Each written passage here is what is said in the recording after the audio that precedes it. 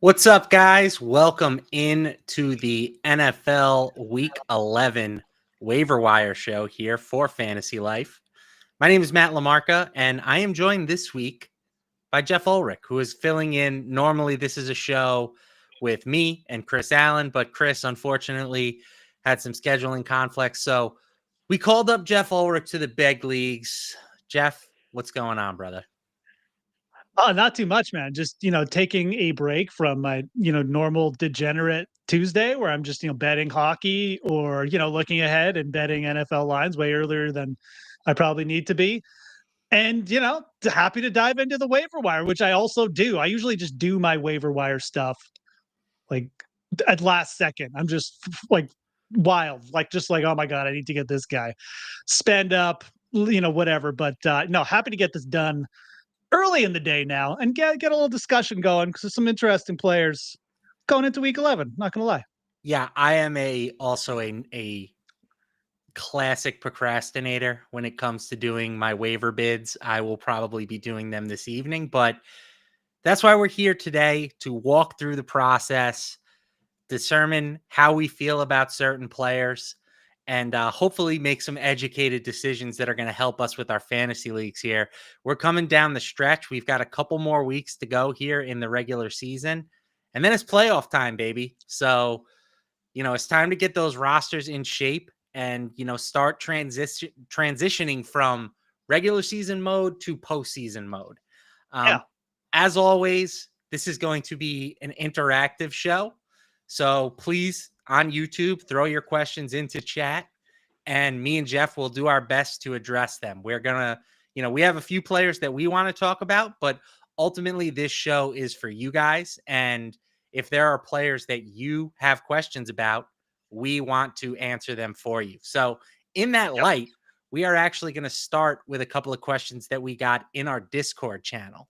And definitely look to check that out if you are looking for, just a good community to be a part of. We have an excellent Discord that's growing, tons of active people in there. And of course, there are plenty of people from Fantasy Life itself who are in there. Geoff, I know you usually do like a weekly Discord sit down. So I can, Absolutely. yeah.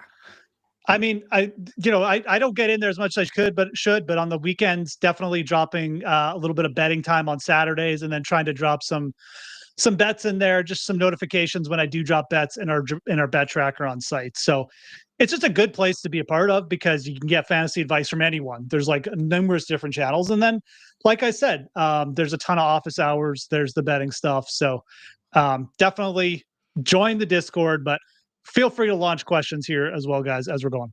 Yeah, definitely. These are going to be, sort of rapid fire style. And then as your guys' questions come in, we'll spend a little bit more time, I think, on those. So first, what are we doing with Marquez Valdes-Scantling? I got to be honest, my initial thought is we're ignoring him, but I don't know if that's just, my priors on MVS and the fact that we've seen him get opportunities in the past and not really be able to deliver on them. But there are clearly opportunities available in New Orleans with all the injuries that they have. Is he somebody that you think, A, you're prioritizing with your waiver bids this week, and B, are you comfortable enough actually putting him in the starting lineup? So it's like, what is your stress level at wide receiver, right? Like with MVS. I mean, if you are just searching, if you are like just up against it with injuries, if you are struggling, I do think you need to take a look at MVS. And it's just a simple math equation that the Saints have no wide receivers.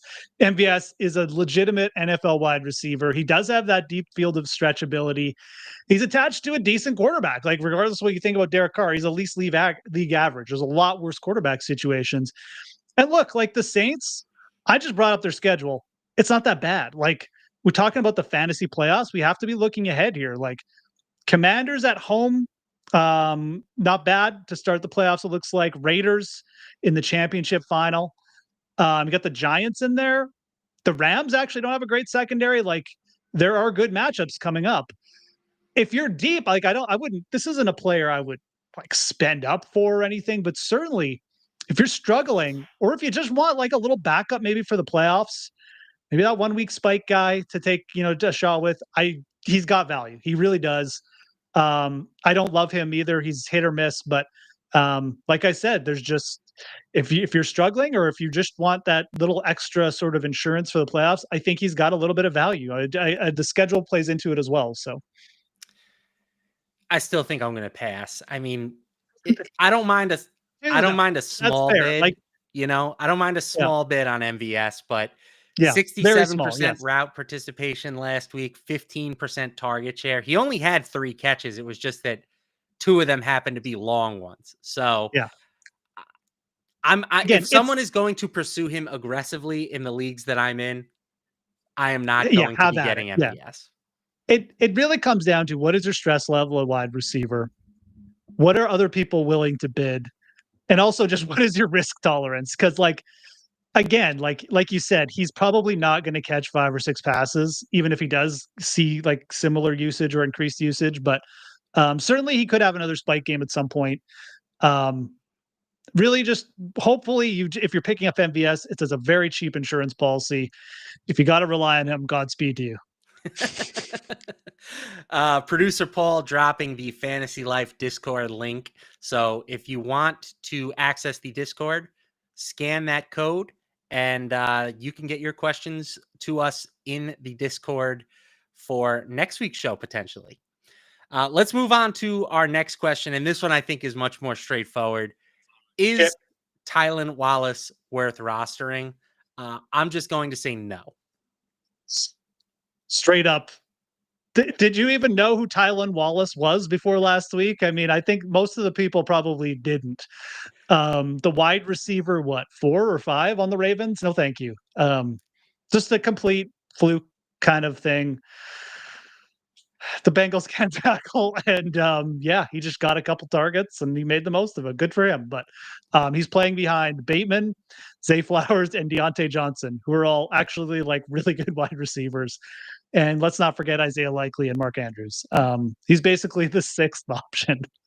No, you Yeah, do not not need to Tylan mention Wallace. the running game that the Ravens Yeah, have. yeah. Right. 14% route participation. It like if MVS was fluky, this was like Yeah. Sharky. You know what I'm saying? Yeah, this is like once in a decade kind of thing. Yeah. Yeah. All right. Question number 3, another real quick one here. Will Zamir White benefit from the coaching change? If you're not aware, the Raiders, they still have Antonio Pierce, but they are going to, overhaul sort of the rest of the staff. Scott Turner, interim offensive coordinator. Joe Philbin, interim O-line coach. Norv Turner is going to be a senior advisor. I don't think this really impacts Zamir White all that much. I mean, his role with the team is clearly dwindling. He had a 12% snap share in week 9. Yeah. Like, maybe they give him a little bit more of a look with a new coaching staff, but like, I don't know. I don't think it's going to change whether or not he's a good football player or not. And at this point, I'm just kind of leaning towards him not being a good football player. Yeah, no, I mean, may have already established that. I mean, see, I can see this going 2 ways for Zamir White. The Raiders did commit to him last year, but I think they've kind of found out like Zamir White's upside is pretty limited, right? So, but I guess the counterpoint is here, like they're just going to stick with Madison, or they are going to make like some kind of like usage switch, because they don't really have a back to necessarily. They haven't shown any propensity to like get anyone else worked in. So it's probably going to be either White or Madison down the stretch. I do think White is probably worth stashing if you have some room. Again, let's think ahead to the playoffs here. He's got Atlanta, he's got the Falcons, as my producer is probably glad to hear me say. To start the playoffs, you got the Jaguars and the Saints in the playoffs. I mean, it's not a terrible schedule. There's definitely like some room where he could sneak into the end zone a couple times in a game. He's also got Tampa Bay coming up. So I don't know. I don't like I'm not going out of my way to get a Raiders, but if there's like limited RB stash options, like I don't think he's terrible to just get on there. You can probably pick him up for almost nothing.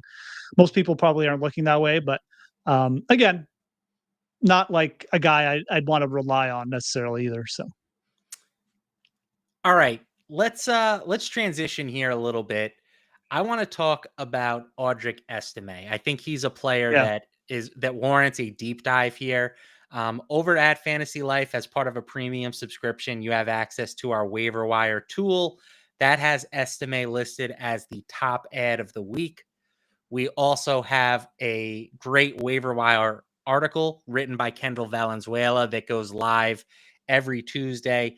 And she has Estimé listed as sort of the top ad of the week. So I think he makes sense to focus on a little bit here. Geoff, how are you approaching Estimé? This is a guy who is available in upwards of 97% of fantasy leagues at the moment. How aggressive are you pursuing him on the waiver wire? So again, like this one, I don't want to say it came out of nowhere, but I don't think most people were thinking like Javonte Williams was going to go from the lead back to one carry. So the thing with Estime is it's not like a 1-for-1 situation. Like it's not like Blake Corum. It's not like Kyron Williams got hurt and Blake Corum is stepping into an every down role. I'm just picking the Rams for because it's a very clear cut situation. This is Estime got a coaching bump and Javonte Williams essentially got demoted, but Javonte Williams is still there and Jaleel McLaughlin is still there.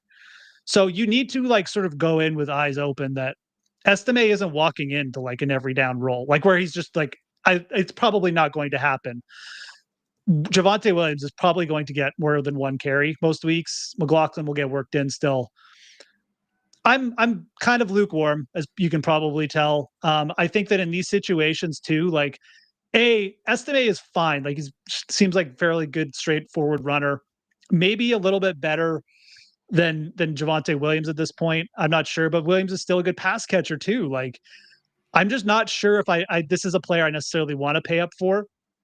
But it comes down to your need too, right? Like we're later in the season now. So if you're really struggling for RBs, like I kind of get it.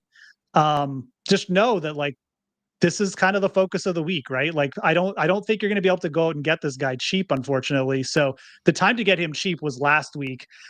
Yeah. It's going to be like I think you're going to have to pay up for him, which I don't necessarily want to do unless I'm desperate. So my level of sort of priority is not that high. I'm not going out to get him in leagues where I'm deep at RB or where I already have decent RBs. Straight up, I'm just not getting them. I would actually rather try and get Javonte Williams on the cheap and see if he bounces back. But I'm not overly enthused, to be honest. I think that he could produce, but not a player that I'm like sort of super blown away by. And I just think it's just the situation, right, Matt? Like there's still two other backs behind him who are going to get worked in. I think I'm a little more bullish on him than you are. I'm not saying that this is like an empty the clip type of play for me. I'm not throwing 100% of my remaining budget at him, but somewhere in like the 20 to 30% type range, I think is very reasonable. Your concerns are valid. It wouldn't shock me if Jaleel McLaughlin just isn't a thing anymore. First of all, like Jaleel McLaughlin played on 11% of the snaps last week. He had 9% of the team's carries. I think he's a pretty distant third in the pecking order at the moment. So I think what we're left with is really just a two-man committee. And I think that Estimé has earned enough, or he's proven enough that I think he's going to be the primary early down grinder for this team. He's averaged over 5 yards a carry. Now, granted, it's not the biggest sample size in the world. It's only 29 carries. But I think that when you factor in that Javonte Williams just hasn't been that good in that role, like I think that Estimé is a guy that could be in that 60 to 70% of the carry range moving forward. The big caveat, like you said, is that Williams is going to play on passing downs. Williams had nearly 100% of the long down and distance snaps last week. So that caps Estimé's ceiling, right? If you're in a PPR league, a guy that catches, minimal passes out of the backfield, you need him to be a threat for like 100+ yards and a touchdown every week. I'm not sure if Estimé is going to get to that level of rushing efficiency. But I do think that there is a path for him to be like a 10 to 15 carry a week guy. Maybe he can punch in a touchdown or two on some weeks. Like, I think that there is a case to be made that he's like an RB2 for fantasy purposes. And again, like, it really comes down to your depth chart. If you're set, this is not a player I would necessarily go after. I would rather like try and get a stash for cheap. But yeah, like we're coming down to crunch time, right? Like if you are just out there and like he does have that kind of upside. He could get, the Broncos get ahead in the game, maybe he gets 20 carries and a touchdown and like does approach 100 yards. There is probably that kind of upside. So I didn't want to talk like I was underselling him. I'm just not like overly enthused with him. Like it's not, like you said, a spot where even if I'm desperate and will go after him, I'm not like super pumped about it, but there's definitely value there. I mean, he could just be, he could just take over too. Like maybe he has a good game. Maybe he does have a little bit of passing upside. There's still a little bit of that unknown too. But part of me is trusting Sean Payton here. He's just rotated so many of these offensive players, like, in and out every week by week. Who knows? Like Estimé could get like 5 carries next week and I wouldn't be shocked. So there's that risk too. All right, let's move into the comment section here. We've got one question from Jason Ortiz, and it's a trade question. Would you trade Sam Darnold, Garrett Wilson, and Cedric Tillman for Jaden Daniels, Devontae Adams, and Marvin Harrison Jr.? So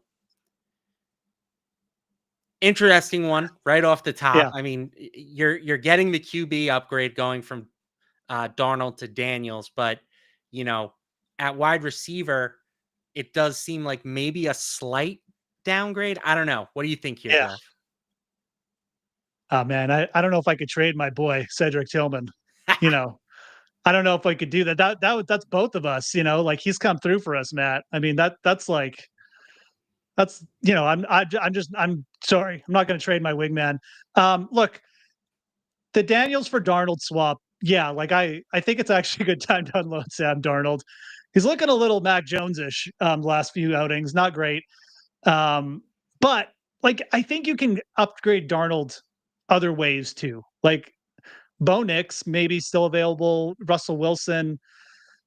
I don't know. I worry with Devontae Adams that he's just going to shut it down. And Marvin Harrison Jr. is just a week to week. Maybe he spikes for 4 catches and 80 yards and a touchdown, or maybe he goes for 3 catches and 20 yards, and disappears. It's really not a situation I like to try. I like those 2 wide receivers too much, I think. Garrett Wilson and Tillman to want to trade them away. I'll be dead honest. I would probably look to upgrade the QB in a different fashion. As much as I love Jaden Daniels, I would probably veto this. Or not veto, just say no. I wouldn't do it. I think I'm pulling the trigger on it. The more I think about it, it's close. Like it's not like a terrible trade if you make it. Marvin Harrison, he is a bit boomer bust, right? Like he's had some weeks where he's a top 10 wide receiver, including one where he was the number 1 wide receiver. That was all the way back in week 2. But I think what it comes down to for me is I kind of have Devontae Adams ahead of Garrett Wilson, I think, at this point, rest of season outlook. Yeah. He has just been the guy who is getting more consistent targets from the Packers. We know about his chemistry with Rodgers. Like, I give him an edge over Garrett Wilson. So I don't know if you're necessarily downgrading all that much at wide receiver.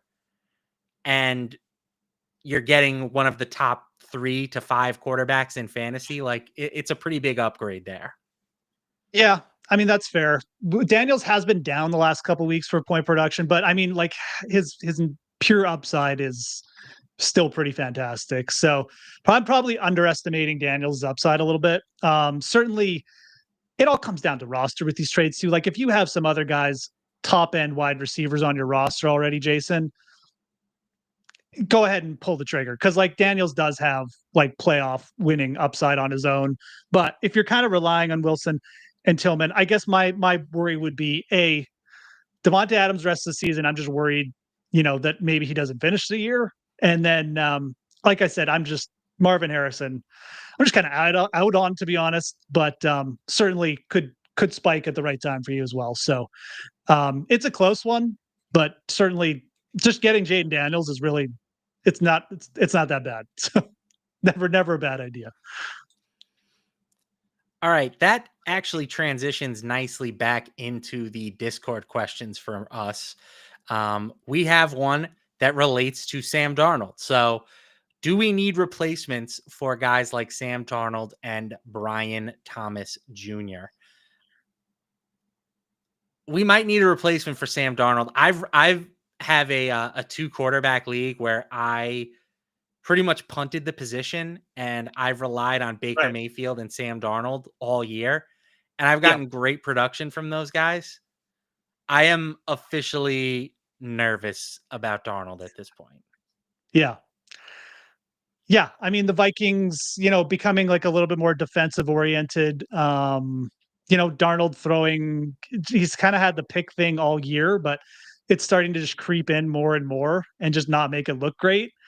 I don't think like a rug pull is coming where, like we get Nick Mullins or whoever their backup is now, but it could happen. There's that possibility. He's also just not producing, right? So I mentioned it depends on the league you're in. Like obviously if you're in a two QB league, you're not, Bo Nix isn't out there or Russell Wilson isn't out there. But if you're in a redraft league, those guys could still be available. And I do like both of those guys over Darnold rest of the year for sure.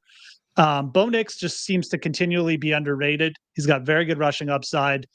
Again, Broncos around the goal line, not a great running back situation. Nix has already rushed in a bunch. The receivers are starting to get more consistent. And then Russell Wilson, 7th in points per game among all quarterbacks since he started. So a little bit of this you could say is fluky, but he's also just throwing the ball to George Pickens, who's a really good wide receiver. And it's kind of what got Darnold off to the hot start too, right? So why not just ride the hot hand here? Wilson has a little bit of rushing upside too.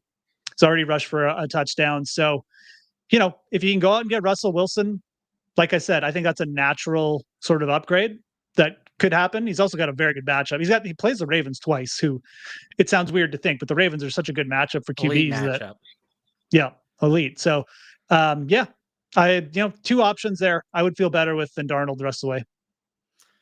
All right, let's transition back to another YouTube question here. We've got one from Michael Lopez. He says, "Good afternoon, gentlemen. Drake London or Davante Adams this week? Full PPR, already starting Jamar Chase and Puka Nacua." 2 guys that I think you can feel pretty comfortable with in London and Davante, but which one do you give an edge to here, Geoff? I mean, just, obviously Drake London, probably the worst matchup on paper. Probably going to be shadowed by Surtain. As long as Davante Adams is full go, I would probably lean Davante Adams. It's a pretty good matchup. The Colts really don't cover well. They allow a high completion percentage of completed passes. It's going to be a close one. I don't like benching guys with touchdown upside like Drake London, but I really think that Atlanta's in a tough spot this week. So I would lean Davante Adams, especially if it's full PPR. And it is. I think I agree with that. We, in our projections that you can find, again, as part of a FantasyLife Plus subscription, the great work from guys like Dwayne McFarland and Matt Friedman putting those together for us every week. The projections currently have Drake London as wide receiver 15 and Davante Adams as wide receiver 19 for week 11. So it's really tight between the two. I still think that I give the slightest of edges to Adams. Again, he has been super involved since landing in New York. I mean, he basically played on like 100% of the passing plays on his first week with the team. He's had at least a 37% target share now in back-to-back games. He, I think, is just a slightly safer play considering the matchup, like you said. Yeah, again, matchup. It's really mostly matchup. I mean, Drake London, most weeks I would have ranked in front of Davante Adams. But Adams is like, he's not, it's not like a huge gap. And then I think that the matchup this week just really dictates, especially with how bad the Jets defense has been and how many points they could give up here, like Jonathan Taylor. I think Davante Adams could be in a good spot to potentially catch 6-7 passes. So. All right, I'm going to throw you another one of my questions that I have for this week. I think that when you talk about receivers, we already hit on MVS. One guy that intrigues me personally is AD Mitchell from the Colts. Okay. I'm not sure what Michael Pittman's injury status is going to be for this week. He obviously missed week 10, but do you think that if Pittman misses another week, we can start AD Mitchell playing for Joe Flacco? That was another potential concern, was that the team was going to go back to Anthony Richardson after Flacco has kind of stunk up the joint the past 2 weeks. But Yeah. the coaching staff has already come out and stated that Joe Flacco is going to be the starter this week. So is there enough with Mitchell that you would feel comfortable going after him on the waiver wire and potentially starting him if Pittman is going to miss another game? Yeah, I mean, look, best game of the season, 6 for 6 in terms of conversions on targets, 71 yards, 18% target share. Sorry, 17% target share. Just via our utilization report on FantasyLife, which you should definitely check out. He's a good young player. I think a lot of people had him pegged potentially to be, kind of like the 1A in this offense. But then, Josh Downs came back. Michael Pittman is still there. And Anthony Richardson has also just been, an abject disaster as a passer. So he hasn't been able to support that. But with Flacco back, all of a sudden, this is like Mitchell, Downs, and, that's pretty much it. The main two targets. Absolutely. Player I could get behind. The worry here is you're rolling the dice because Pittman could come back at any time. Flacco could get benched at any time. But the upside is Flacco stays there. Pittman continues to miss snaps, and maybe Mitchell just carves out a role for himself regardless. Maybe this is a spot where Flacco does support, 2.5 receivers, or at least we get, Mitchell kind of a yin and a yang between Mitchell and Downs sort of week in, week out. So I think he's got value rest of the season. Not a terrible schedule. He does have Denver in week 15, which isn't ideal for the playoffs.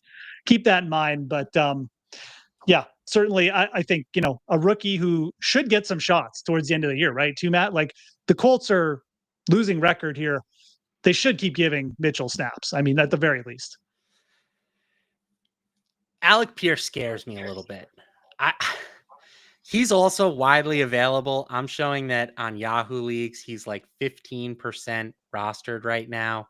Mitchell is less than that. He's like 6% rostered, but yeah, Alec Pierce, I think, might be the guy that we want AD Mitchell to be, right? Like he is stretching the field.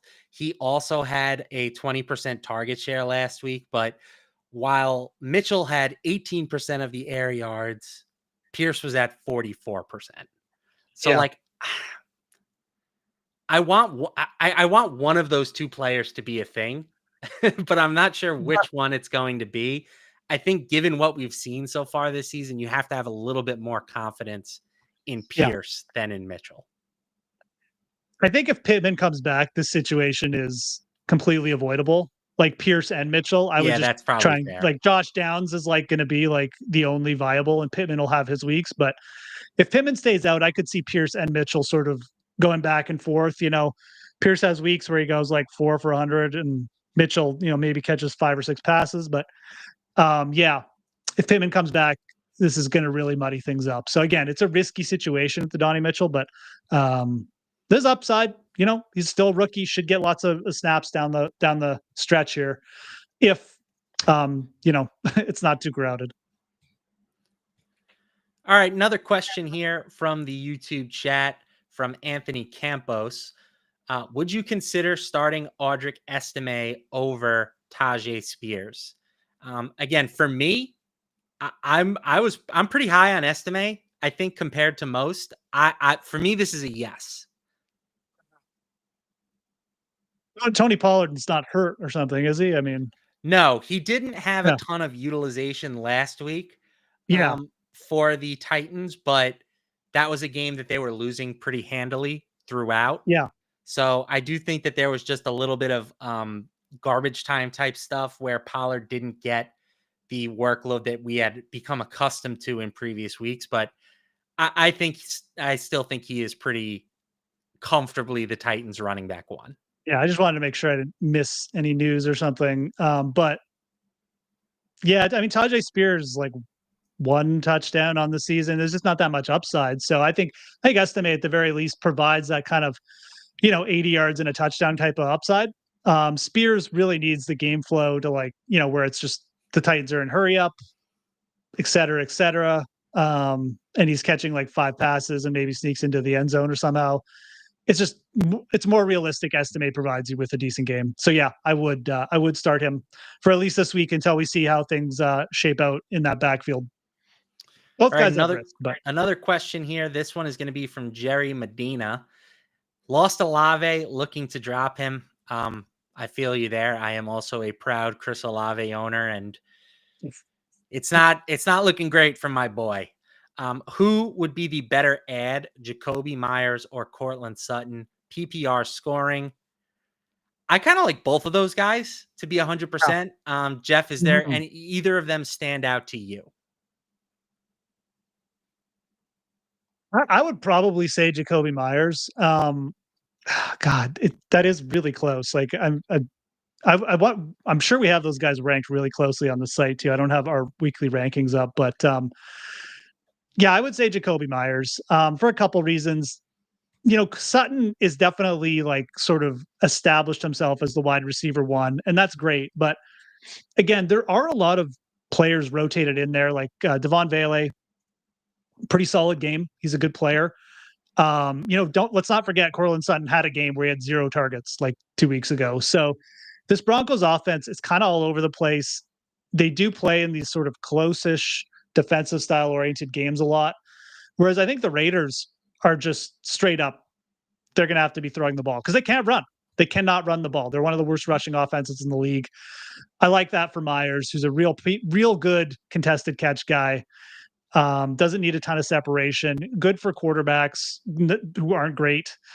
And I think he's probably going to catch, has a good chance of averaging like 5 or 6 catches for the rest of the season per game. So yeah, give me Myers, but it's very close, I would say. So we have both of these guys rated as like very, very startable players in our week 11 projections. Jacoby Myers, wide receiver 10. So we right now tentatively from Dwayne's rankings have Myers as like a wide receiver 1. Cortland Sutton is wide receiver 17. So both guys look great. I do kind of think that it depends on what you're looking for. If you want the safe floor play, I think that Jacoby Myers is the clear answer. He's probably going to flirt with double-digit targets just about every week, given the team's current situation. I think if you're looking for upside, Cortland Sutton is the way to go. Back-to-back weeks where he's finished as a top 6 wide receiver in PPR scoring. Yeah. You did mention the 0 target game. So clearly he does have a floor, right? But target share of at least 30% now in 3 straight weeks. He has really sort of re-solidified himself as the wide receiver 1 in Denver. Yeah, and it's probably like a good way to put it. Like Myers probably has the better floor. I wouldn't say probably. He has a better floor. But like upside wise, yeah. I mean, Sutton has kind of shown it here. I think they both have pretty good solid ceilings. I mean, look, Myers went for 8 catches, 100 yards in his last game. He had a touchdown the game before that. But I think, more consistently, Sutton would probably has a chance at a bigger game. So maybe a slightly better ceiling for Sutton and a better floor for Myers. But 2 guys, yeah, pretty close, to be honest.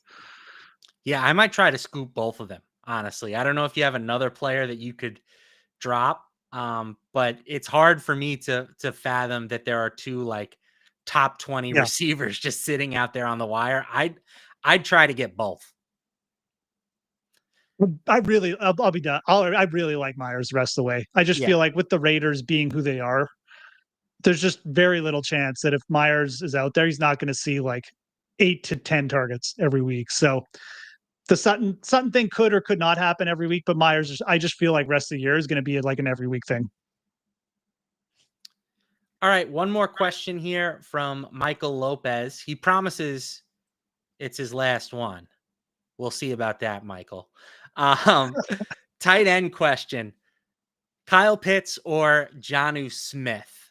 Jonnu Smith, a guy that I gave like literally zero thought to at the start of the year because the Dolphins just never throw the ball to the tight end. But all of a sudden, Jonnu Smith is like very, very relevant. So, Geoff, would you go with him over Kyle Pitts, who again, everybody drafted him as like a top 5 to 7 option at the position, and yet you can just never feel comfortable with him. No. Oh man. Again, it's hilarious. It's a hilarious question in a lot of ways because obviously last year the reason everyone hated Kyle Pitts was because Jonnu Smith was there stealing his thunder every week. Starting a tight end against the Raiders is not a bad idea. Mike Gesicki just went for 5 catches and 100 yards. Whereas again, we're talking about a matchup with the Denver, obviously, for Kyle Pitts. So, man, I mean, it seems like blasphemy here for me to want to bench Kyle Pitts, but I think I would probably do that. Man, it's a tough one. I agree, and the rankings agree for what it's worth. Yeah, I know. Jonnu Smith's usage has been solid. Like he's a part of the offense, and Tyreek Hill's not 100%. I worry a little bit that the Raiders won't make this competitive, but it's also the Dolphins who have made every game competitive outside of last week. So yeah, I would lean slightly Jonnu Smith, to be honest. Yeah, Dwayne has Jonnu as tight end 5 for week 11. So it's a good matchup. It is. Yeah, lots of respect for Jonnu Smith. He has him over guys like David Njoku, Mark Andrews, Sam Laporta. So unless you have one of the like truly elite fantasy tight ends, a Travis Kelce or a Brock Bowers or a George Kittle, like Jonnu Smith is someone who should be on your radar right now. Mm-hmm. All right, let's go back to the Discord mailbag questions that we have here. We already got a question about Chris Olave and dropping him, so I'm going to skip that one. What do we think about guys like Deontay Johnson, DJ Moore, and Rome Odunze? Are they droppable at this point? It feels hard to say that DJ Moore is droppable. Yeah. But I kind of think that I'm there with the other two guys. Is that right? Hey, I mean, I would keep Rome Odunze over DJ Moore for the simple fact that I think that the Bears see him as their future, and they're on the outs with DJ Moore right now. And I'm not sure if that's going to change. Odunze's also just been a good spike week candidate. Like he's gone for a couple big games. Has he? He's kind of developed. Yeah, he's been okay. Yeah, I don't know. I think he could do better. I mean, you can definitely do better, but if you're stuck, I mean, he had 5 catches, 104 yards against Arizona. He had that 6 catch, 112 yards and a touchdown against Indy. I mean, him and DJ Moore have been pretty similar this year, to be honest. Odunze's outproduced them over the last actually 4 weeks. So yeah, it's pretty ugly in Chicago, but it's kind of pick your poison. I would side with Odunze because I feel like the organization will stick with him. We'll give him targets. He's the rookie. He's cheap. He's not going anywhere. Who is the other player? I forget now. Deontay Johnson, who to me is a clear drop. Yeah, at this point in the year, I just don't think you have the patience to wait on, or shouldn't have the patience to wait on Deontay Johnson. It could develop into something, but Zay Flowers is really good, man. And he does stuff that Deontay Johnson does as well. And somehow Johnson went from a 27% target share in week 9, his first week with the Ravens, to 8% last week, despite the fact that the team didn't have Isaiah Likely for that game. I know. It was disappointing. I really thought last week was going to be like Deontay Johnson would catch 4 or 5 passes and sort of smash his over props, which he didn't. And it was it sucked. I mean, maybe it was just kind of a trap, and maybe this is the week. Maybe because it was a short week. I don't know. The Ravens just decided to go light on his usage again. But it's again, like we're just at a point in the year. Like if you got a better option, you can move away from Deontay Johnson, because even if he does sort of pop, it's not going to be the same as those cherry weeks when he was with Andy Dalton. At least in my opinion, it's not. So Yeah, I don't see any ceiling really with him, right? Like Zay Flowers, clear number one wide receiver in Baltimore. yeah, Mark Andrews has been involved around the red zone recently. Like his touchdown rate, like I think that kind of hurts Deontay. And Rashad Bateman, my boy, he's going nowhere. That guy is still just he gets the job done. I yeah. stand for Rashad Bateman, and I'm happy that he has maintained some level of involvement despite Johnson being added to the mix the last couple of weeks. I think that's a good way to put it. Like, he may not be developing into like a wide receiver one, but he's not going anywhere. Like, he's a solid downfield target. Lamar likes throwing to him. Even though he had that one Right. hilarious Just don't let blooper the sun get in his eyes. where the ball bounced off his chest like 20 yards. But he's a pretty good end zone target too, right? So, again, just like I don't know. Maybe Deontay Johnson eventually pushes past him or something. But if you're going to be waiting, you're going to be out of the playoffs by the time that happens if it does. Right. So, All right. Another question here from the Discord. Do we drop Mike Gesicki when T. Higgins returns? it's a good This question, is actually. this is another one that I have some personal experience with because I picked up Gesicki early in the year in a Yeah. league. And after T. Higgins returned the first time, I dropped him. So Yeah. his utilization numbers have been way better in games without Higgins. But Yeah. the big difference is that Eric All, the rookie tight end for the Bengals, is now out of the equation. So I do think that there are more consistent opportunities for him in Cincinnati, even once Higgins comes back. So the target Yeah. share might not be the same, but I don't think he is going to disappear completely like we saw the first time that Higgins came back from injury. I Yeah. think that at this point, guys like Tanner Hudson and Drew Sample, who were very involved against the Ravens, I think that's more where Higgins' production is going to come from than from Gesicki himself. I think that the Tanner Hudson experience was kind of a 1 week blip. And I agree. Like, and the thing is with That's the Gesicki, preseason GOAT, by the way. the thing is with Gesicki, like, what are your other options at this point? Like for Right. tight end. I mean, maybe you go take a shot on like a Saints like Juwan Johnson or something like that, but I would just get a piece of this offense. Yeah, I mean there might be a week where he goes for 217 or something again, but I think there's still good weeks ahead, even with T. Higgins back. There will be spots where they just lean towards the tight end. Gesicki is good enough to stick out even in this offense, playing behind these two great wide receivers. You just got to roll with it at this point. You probably picked him up for cheap anyways, unless there's someone just drastically underrated on the waiver wire. You're kind of set here. So, ideally, I think I'd like Gesicki to be like a rotational guy, like maybe have another tight end to mix in. But if he's your option, I don't feel that bad about it rolling the rest of the way. You've at least got a piece of the Bengals offense. That's not a bad thing. Yeah, and that's really the big thing is this offense, you want exposure to it, and the position itself is just weak, even if you do forecast a little bit of decline for Gesicki, like, do you really feel that much more comfortable going to a guy like, Will Dissly? I like Will Dissly a lot, but I still want the guy who's attached to the Bengals offense. Well, Dissly ain't getting you 80 yards and a touchdown. Mike Gesicki legitimately can do that. Right. Every week he steps on the field in this offense. So yeah, that's how you go to sleep at night with Gesicki as your tight end one. All right. I see another question here in the Discord that I want to talk about. It's a trade question. It's a little bit of a different direction, but it involves CeeDee Lamb. And we got the news today that Dak Prescott is going to undergo season-ending surgery.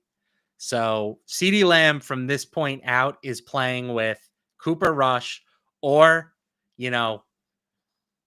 CD, or he's playing with Trey Lance.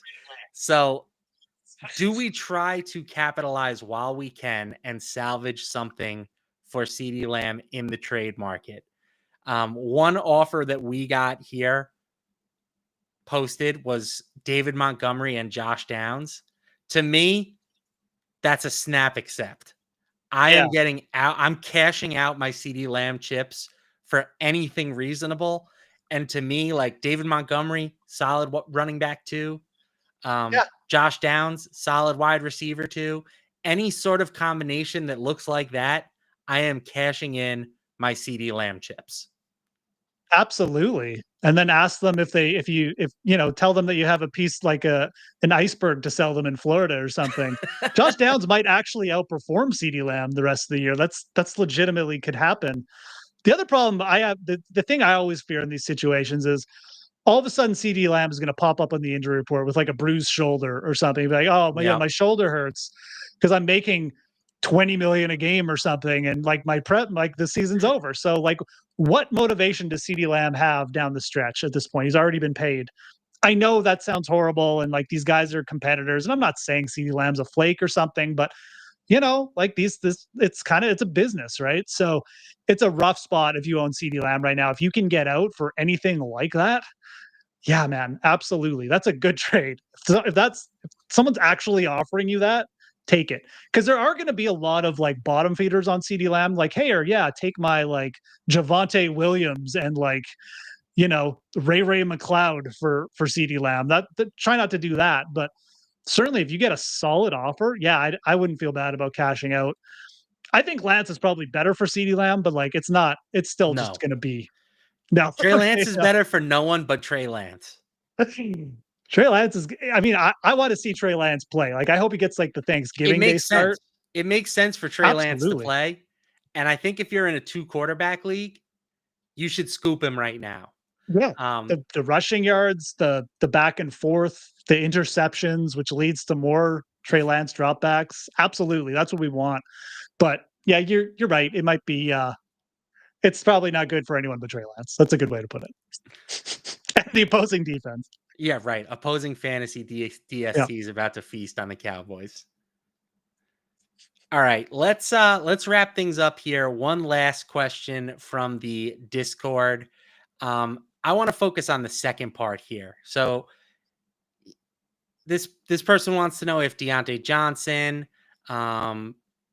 Brooks from Carolina, or Tank Bigsby are drop candidates for any of the following, being Trey Benson, Akers, AD Mitchell, and Ray Davis. I want to focus on the ads, right? Like out of that group of players, we talked a little bit about AD Mitchell. Yep. Are you going out of your way for any of them? I mean, Cam Akers, I think, is someone who is going to be an interesting option on the waiver wire this week, right? He there was an injury to Aaron Jones in Minnesota. I don't know how severe that injury was, but there certainly at least seems a path for Akers to pick up some more snaps here before the end of the season. Yeah. It is interesting. Akers seems to have bypassed Ty Chandler on the depth chart. Obviously, would probably be getting the main bulk of the work. I do think it would be like kind of a split, but with Akers slightly, probably getting short down and stuff. They just seem to like him better than Chandler for whatever reason. So there's definitely some upside there. Aaron Jones seems fine, but he does get banged up quite a bit. It definitely is like the time of the year when Aaron Jones pops up with soft tissue injuries and ends up missing a game or something. So Akers has some value. I think he's probably got a little bit more starters value than, Ray Davis is interesting too. He's getting worked in. The guy I'm super interested in of that group is Trey Benson. Why? Like, dude is a beast, absolute beast running the ball. 6 yards per carry last week. If he gets a shot, it's more of a stash, Matt. I'm not saying like this is going to happen, but if somehow Connor goes down, Trey Benson, I'm telling you, is going to be the guy who wins leagues rest of the year because he's in a run first offense. To me, he's probably a better early down back than James Conner at this point. And I know Connor's been great, but I think in this offense, Benson could be special. I really do. I think he could be special. I think he's probably the best back of this draft. And I'm just saying, There's a lot of upside there, but you need things to roll your way. So that's the guy I would personally be targeting. The other guys are fine. Ray Davis has upside too, similar kind of thing, but I don't know. I'm just not that enthused about Cam Akers. Even if he gets the role, I feel like Chandler will work in a bit. It's Cam Akers. He's got 2 busted Achilles. Trey Benson is a guy who excites me, if I'm being honest. All right, you heard it from Geoff. Trey Benson, your fantasy league winner for the playoffs. Just need something to happen. Not bad to James Conner. Just just take a couple weeks off. All right, that's going to do it airport. For the Week 11 edition of the Waiver Wire Show here at Fantasy Life. Make sure to hop on over to the website, check out all the great tools that we have as part of a Fantasy Life Plus subscription. All the utilization stuff from Dwayne, all the different waiver advice and tools that we have. It really is just like a one-stop shop for your fantasy leagues. For Geoff Ulrich, who you can find at Geoff Ulrich, I'm Matt LaMarca at Matt LaMarca. Thanks, and we will see you guys next week.